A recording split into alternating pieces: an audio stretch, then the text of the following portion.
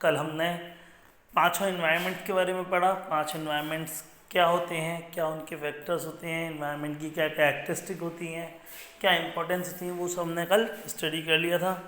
आज हम पढ़ेंगे 1991 की इकोनॉमिक पॉलिसी। 1991 में एक इकोनॉमिक पॉलिसी गवर्नमेंट के द्वारा पेश की गई, जिसमें बहुत सारे चेंजेस किए गए।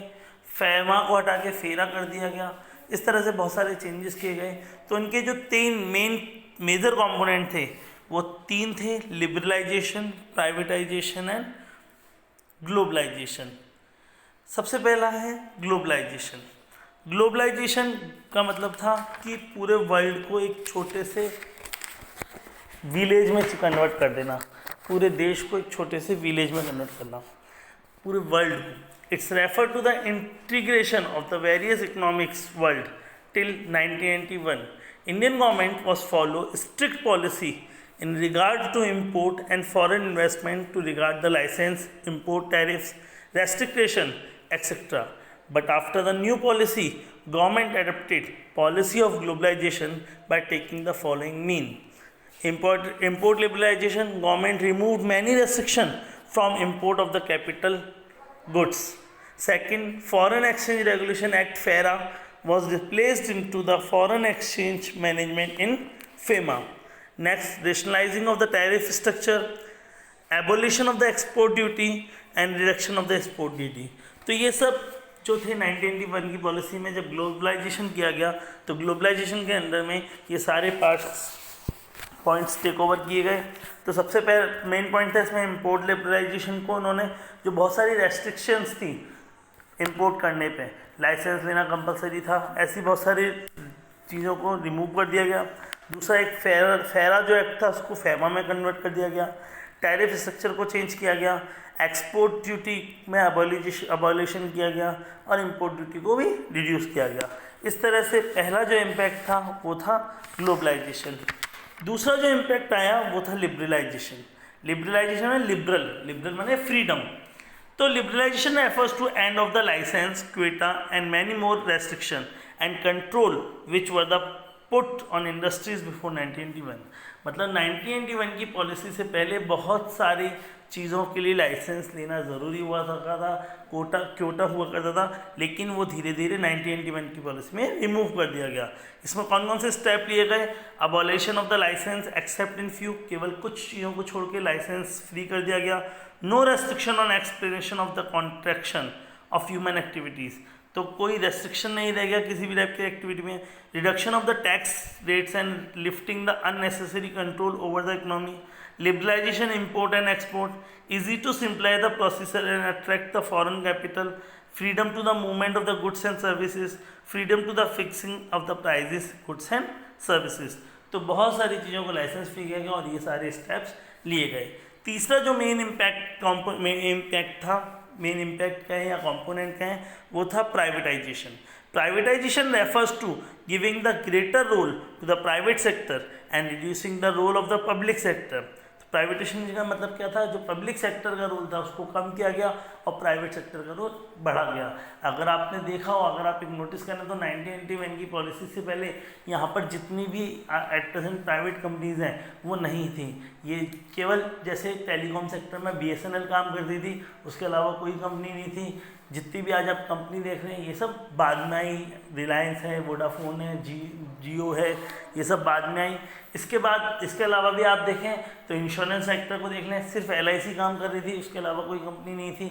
तो धीरे धीरे प्राइवेटाइजेशन को बढ़ावा दिया गया, जिससे कि कंडीशन देश की जो इकोनॉमिक कंडीशन है वो इम्प्रूव हो। तो और क्या क्या पॉइंट उठाए गए? Disinvestment of the public sector में डिसइन्वेस्टमेंट कम किया गया, पब्लिक सेक्टर में investment. Setting up the board of the industrial and financial reconstruction, BIFR एक बोर्ड सेटअप किया गया जो उन पब्लिक यूनिट को चूज करेगा जो या तो क्लोज होने की कंडीशन में है उनको बंद कर देगा, या जो रिकंस्ट्रक्ट हो सकती हैं उनको रिकंस्ट्रक्ट किया जाएगा। और dissolution to state government, if any process of the disinvestment private sector acquire more than 51% share in result the transfer the ownership of the management to private sector। तो अगर कोई पब्लिक कंपनी ऐसी है जो बंद होने की कगार पे है और उसको रिकंस्ट्रक्शन किया जाना है, तो उसका जो 50% पर शेयर था वो प्राइवेट सेक्टर में ट्रांसफ़र कर दिया जाता था। तो ये जो मेन 3 कंपोनेंट थे, प्राइवेटाइजेशन, ग्लोबलाइजेशन और लिबरलाइजेशन, इसको आप LPG से याद कर सकते हैं। LPG जो था, LPG गैस आपको जानते हैं, तो LPG से आप याद कर सकते हैं लिबरलाइजेशन, प्राइवेटाइजेशन और ग्लोबलाइजेशन। और इजी वे में याद करना है तो लिबरल मीन्स फ्रीडम देना, प्राइवेटाइजेशन है प्राइवेट करना, और ग्लोबल माने पूरे वर्ल्ड को एज अ विलेज ट्रीट करना। एक ग्लोब जैसे होता है, ग्लोब को हम अपने इजीली अपने पास रख सकते हैं, ऐसे पूरे वर्ल्ड को एक विलेज के थ्रू कर लेना। तो आज हम देखते हैं कि पूरा वर्ल्ड, हम घर बैठे कोई भी काम कर सकते हैं, पूरे वर्ल्ड की इंफॉर्मेशन ले सकते हैं। इसके बाद आए इसके इम्पैक्ट, क्या क्या इसके इम्पैक्ट हुए। तो इसके इम्पैक्ट हुए, सबसे पहला कंपटीशन बढ़ा, इंक्रीज द कंपटीशन। क्यों? जब पहले तो कुछ लिमिटेड कंपनी थी तो कंपटीशन नहीं था, हर कंपनी अपने हिसाब से अपना काम करती थी। लेकिन जैसे ही दूसरी कंपनीज आई, प्राइवेट कंपनीज आई, तो कंपटीशन इंक्रीज हुआ। नेक्स्ट था मोर डिमांडिंग कस्टमर। अब कस्टमर ने डिमांड एक्स्ट्रा करना स्टार्ट कर दी। पहले तो जो अवेलेबल होता था कस्टमर उसी में सेटिस्फाइड रहता था, लेकिन अब ऐसा नहीं हुआ। अब जैसे जैसे कस्टमर को दिखने लगा, सर्विसेज दिखने लगी, फैसिलिटी दिखने लगी, तो कस्टमर ने एक्सेस डिमांड करना चालू कर दी। तो डिमांडिंग कस्टमर बढ़ गए, कस्टमर की डिमांड इंक्रीज होने लगी। नेक्स्ट है rapidly changes the technology environment. जो टेक्नोलॉजी इन्वायरमेंट है वो बहुत फास्ट चेंज हुआ। मैंने आपको बताया कि पहले टीवी, अगर आप अपने दादाजी से पूछेंगे तो टीवी पहले कुछ लिमिटेड घरों में हुआ करती थी, लेकिन धीरे धीरे आज एक एक घर में 4-4 टीवी हैं। पहले लोगों के घर में सिर्फ पंखे हुआ करते थे और कई घरों में तो वो भी नहीं हुआ करते थे।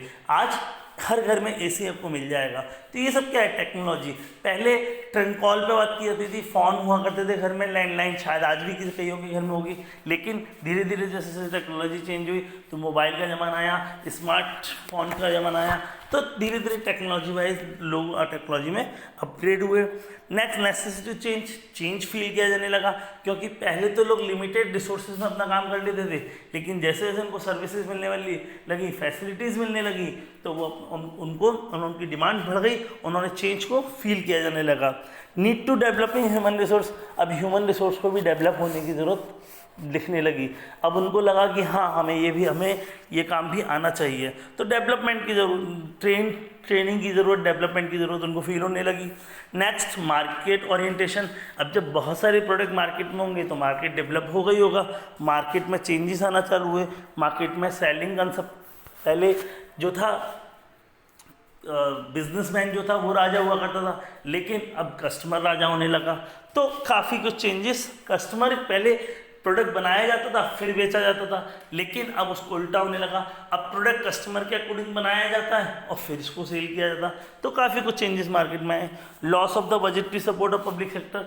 जो पब्लिक सेक्टर में पैसा लगाया जा रहा था उसका सपोर्ट को कम कर दिया गया, वहाँ पैसा कम इन्वेस्ट किया जाने लगा, प्राइवेट सेक्टर में पैसा ज़्यादा लगाया जाने लगा। तो ये इसके कुछ इम्पैक्ट थे। इसके बाद चलिए, इसका एक टॉपिक और है इस चैप्टर का, डिमोनेटाइजेशन। डिमोनेटाइजेशन के बारे में आप सब बहुत अच्छे से जानते हैं, क्योंकि आप सब ने इसको बहुत अच्छे से सुना है। November 8, 2016 was the day when the 500 and 1000 demonetization notes were withdrawn from the circulation. माननीय प्रधानमंत्री श्री नरेंद्र जी मोदी ने 8 नवंबर 2016 को 500,000 के नोट्स को बंद कर दिया था। उनको मार्केट से विड्रॉल कर लिया गया और उसकी जगह नई करेंसी देना स्टार्ट किया गया। तो it resulted in withdrawal the 86% currency in circulation. People were advise to go to the bank and replace the old notes with the new up to a limit. तो उन्होंने एक लिमिट तक पुराने notes को बदल के नए नोट बैंक से दिलवाना स्टार्ट किए। There was a restriction of cash withdrawal, और उस समय कैश विड्रॉल पर रेस्ट्रिक्शन था कि आप 25,000 तक ही विड्रॉल कर सकते थे। The main aim of the demonetisation was a curb corruption. check to use the notes for illegal activity and especially an accumulation to black money generated by not declining in income of the income tax authority. तो demonetisation क्यों किया जाता है, ये बहुत अच्छे से आप जानते हैं, आप इकोनॉमिक्स में पढ़ चुके होंगे कि डिमोनेटाइजेशन करने का मेन एम जो था, जो ब्लैक मनी था, जो लोग टैक्स पे नहीं करते थे, उसको, जो करप्शन हो रहा था उसको बंद करना था, लोगों को लोगों की ब्लैक मनी बाहर निकालना था जिस पर लोग टैक्स पे नहीं कर रहे थे. तो इसके कुछ फीचर्स हैं डिमोनेटाइजेशन के. तो पहला फीचर है demonetization as a tax administration measures. Due to the demonetization people had to declare their cash holding to get the exchange from bank. तो जितना भी उनके पास कैश है, जितना उन्होंने डिक्लेयर कर रहा है, वो बैंक से कन्वर्ट कराएंगे. तो इससे जो ब्लैक मनी होगी वो बाहर आ जाएगी. दूसरा, non tolerance of the tax evasion. Demonetization also indicate to the government will not be no longer accept tax evasion. क्योंकि कई लोग जो थे टाइमली टैक्स नहीं भरते या पूरा टैक्स नहीं भरते, तो गवर्नमेंट लंबे समय तक उस टैक्स को फ्री नहीं छोड़ सकती, इसलिए भी डिमोनेटाइजेशन का फैसला लिया जाता है. Tax administration and channelising saving into the formal financial system. Demonetization led to tax administration channelizing saving into the formal financial system. As much of the cash deposited by the people for exchange will be offered to the people for a loan under a new schemes. तो जो भी पैसा लोग bank में जमा कराएंगे और जब कैश बढ़ेगा तो नए नए तरह के लोन लोगों को अवेलेबल होंगे. नेक्स्ट, क्रिएटिंग लेस कैश और डिजिटल कैश लाइट इकोनॉमी.